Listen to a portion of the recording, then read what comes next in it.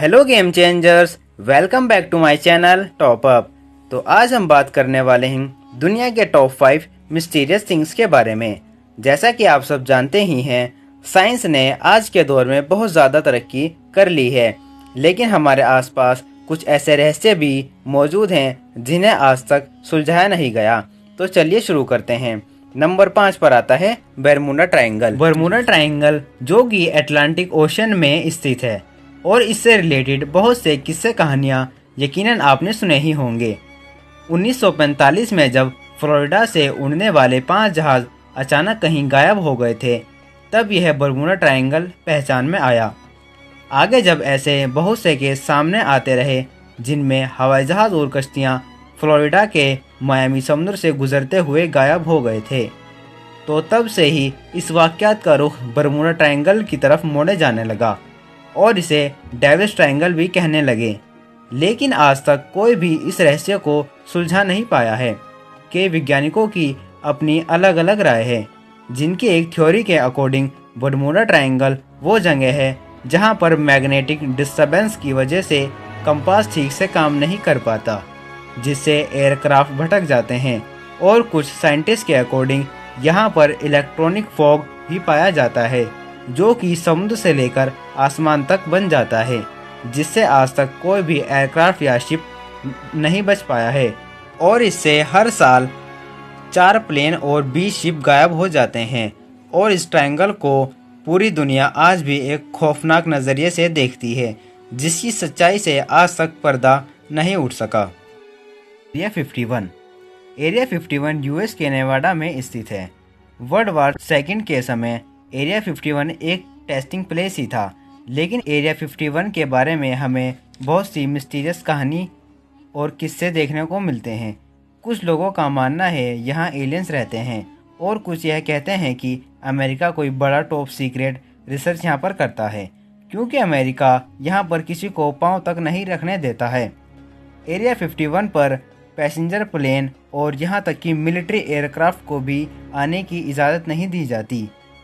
एक इंसान है बॉब लेजार, जो कि यह क्लेम करता है कि एरिया 51 के डिपार्टमेंट S4 में काम करता था।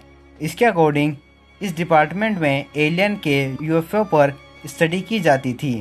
1989 में बॉब लेजार के अकॉर्डिंग एलियंस अपने शिप में एंटी ग्रेविटी मटेरियल का यूज़ करते थे, जिसका एटॉमिक नंबर 115 है, जो कि सन 2003 में ऐसी ही एलिमेंट डिस्कवरी हुई जिसका नाम अनंत पेंटियम है।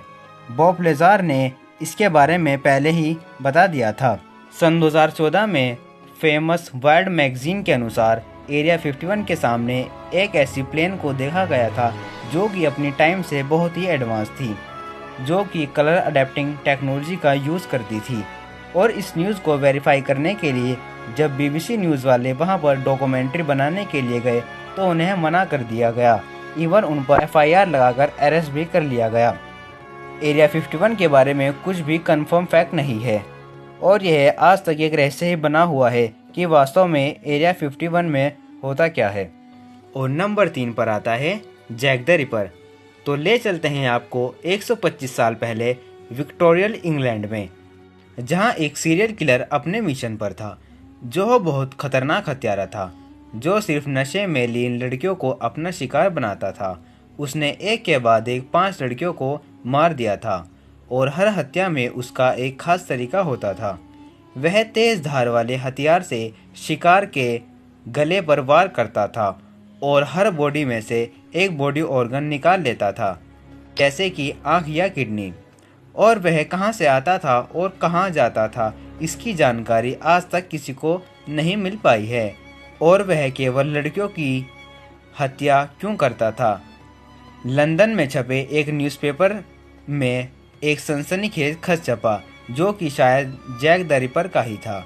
उसने इस खत में यह बताया था उसने कैसे अपने पहले शिकार की हत्या की और फ्यूचर में आने वाले कितने और करेगा। जब इंग्लैंड के पुलिस डिपार्टमेंट ने इसके बारे में इन्वेस्टिगेशन की तो उन्हें कोई सुराग नहीं मिल सका, और कुछ दिन बाद जैक द रिपर ने 2 और लड़कियों को मार दिया था, जिससे पूरे शहर में दहशत फैल गई थी। और कुछ टाइम बाद जैक द रिपर ने पुलिस को एक लेटर लिखा जिसमें उसने लिखा था, डियर पुलिस ऑफिसर, मैं आपके हत्थे चढ़ने नहीं वाला और मेरा दूसरा शिकार बहुत ही शानदार था। और आपको क्या लगता है कि आप मुझे पकड़ लोगे? नहीं, और जल्दी ही आप मेरा अगला तमाशा देखोगे। यह पढ़कर पुलिस ऑफिसर ने शहर में सिक्योरिटी बढ़ा दी थी। इंग्लैंड कम्युनिटी के प्रेसिडेंट जॉर्ज को कुछ समय बाद एक पत्र मिला जिसके साथ जॉर्ज को एक बॉक्स भी मिला।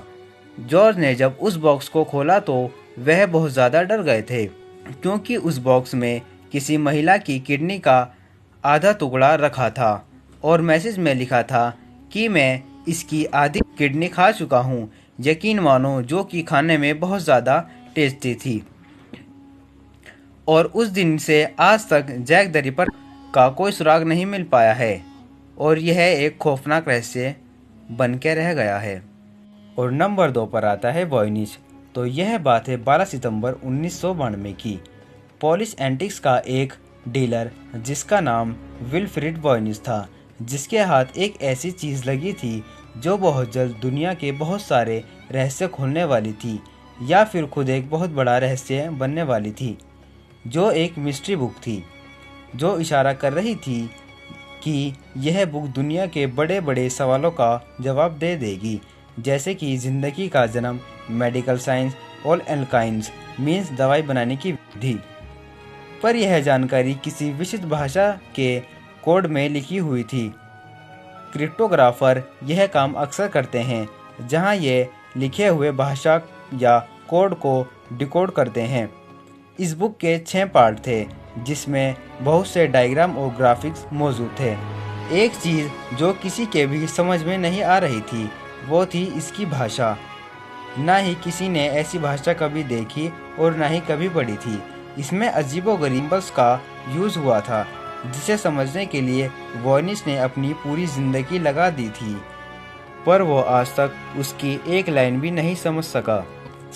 वॉयनिच के मरने के बाद इस बुक को लाइब्रेरी के टॉप सीक्रेट रूम में रख दिया गया था। और सबसे बड़ी बात यह है कि बुक क्यों लिखी गई थी और इसका राइटर कौन था। इसी बात का आंसर जानने के लिए वॉयनिच ने स्टडी करते वक्त अल्ट्रावायलेट रेज की हेल्प से एक नाम लिखा देखा, जैकोबियस सिनेपियस, जो कि 17वीं शताब्दी के राजा रुडोल्फ का पर्सनल डॉक्टर था, लेकिन यह भी इसका राइटर नहीं था। एक और इंटरेस्टिंग चीज़ जो इस बुक में पाई गई थी वो था 1665 में लिखा गया एक खत।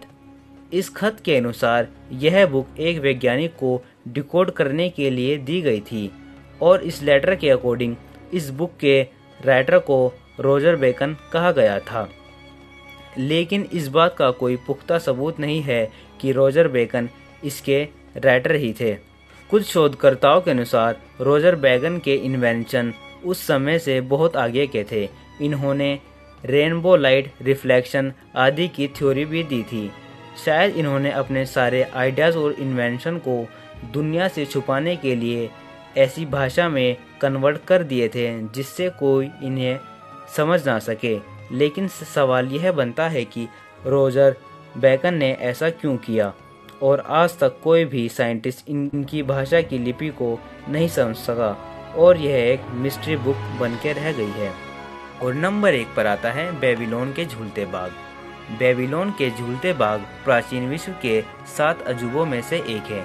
माना जाता है कि यह बाग इराक के प्राचीन शहर बेबीलोन में स्थित है, पर अभी तक इस बात की कोई पक्की खबर नहीं है कि यह बाग थे भी या नहीं।